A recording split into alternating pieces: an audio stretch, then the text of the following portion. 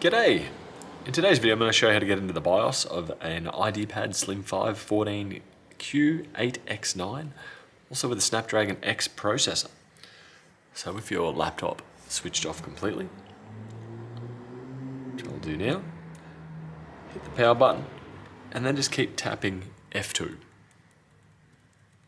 So if you keep tapping F2, that should load us up to Lenovo, and then from there, bingo, we're in. Is there really much you can do in there?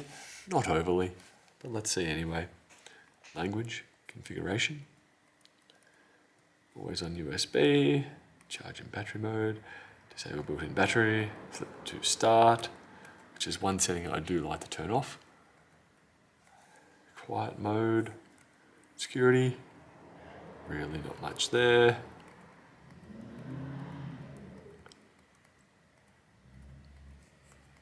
And boot.